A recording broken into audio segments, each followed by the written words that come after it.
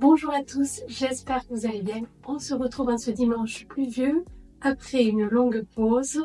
Je vous propose goûter sans sucre ajouté, mais surtout à IG bas pour éviter les pics de sucre.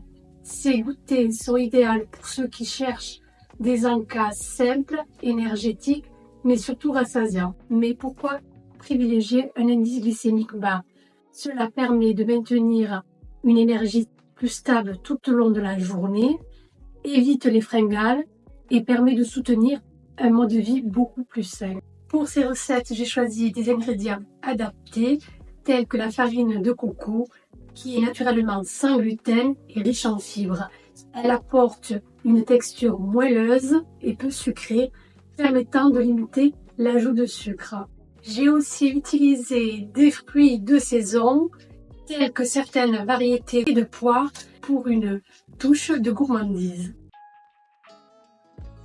Pour cette première recette de moelleux aux pruneaux et à la noix de coco, il vous faudra des pruneaux que j'ai au préalable dénoyautés, qu'il faudra découper en petits morceaux, de la compote de pommes sans sucre, 4 œufs, du lait d'amande sans sucre ou un autre lait végétaux que vous avez, voire du lait, de la purée d'amande ou de cacahuètes. Ici j'ai pris de la purée de cacahuètes, de la levure chimique, de l'arôme vanille et enfin de la farine de noix de coco que je n'ai pas trouvé dans les magasins traditionnels.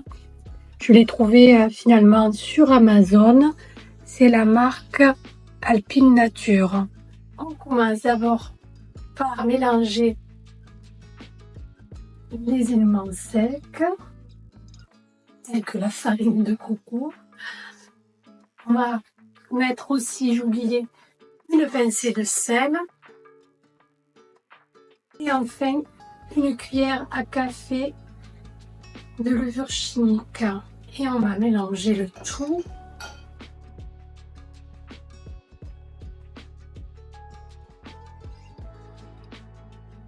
Je casse les œufs, rajoute la compote de pommes et enfin la purée d'arachide, l'extrait de vanille,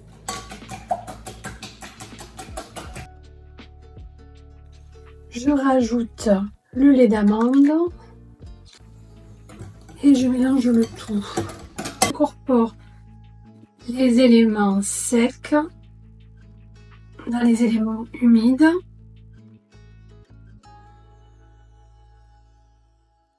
Et je mélange.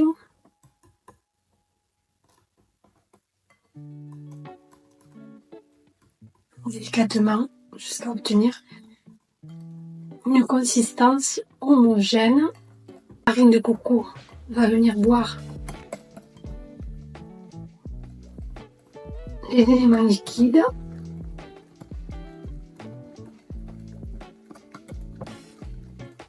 Je rajoute un peu de lait d'amande afin que ce soit pas trop épais. Parce que, comme je vous disais, et je termine par les morceaux de pruneaux.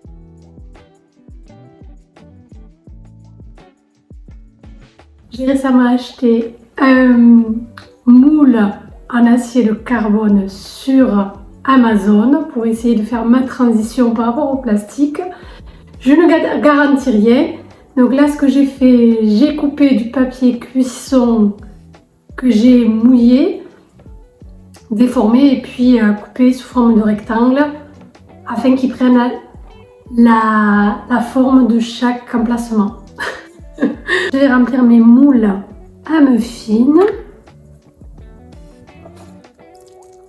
J'ai pris la cuillère pour la glace et là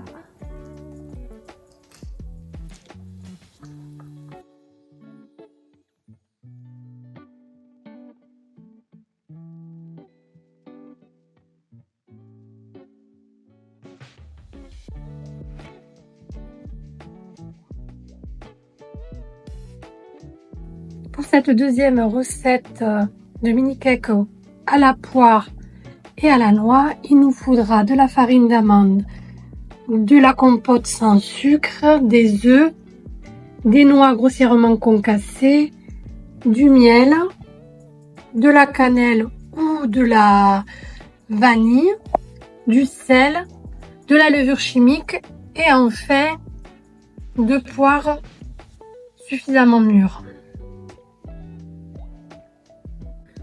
Je commence dans cette recette par casser mes œufs. Je vais d'abord commencer par mélanger les éléments liquides tels que les œufs, la compote de pommes, le miel,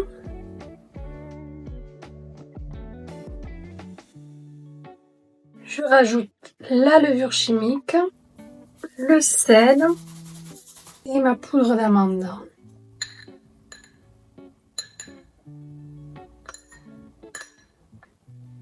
Je remue le tout et j'obtiens une pâte semi-liquide. Je rajoute du lait d'amande pour la rendre un peu plus liquide afin de pouvoir accueillir mes poires. Je vais mettre même une deuxième.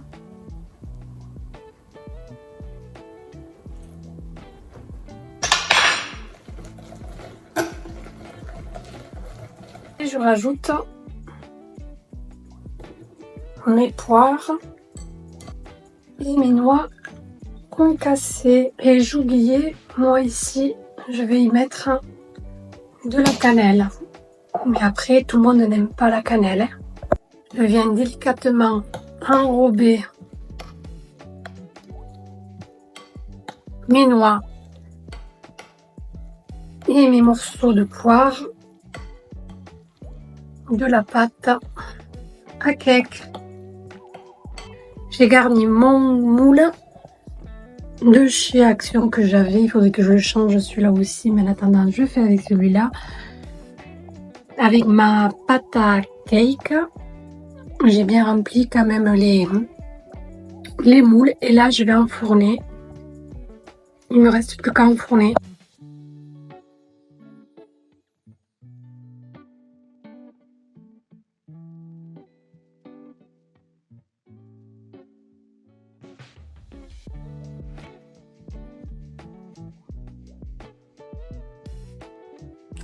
Bon, finalement, le rendu, il est pas trop mal de ces muffins.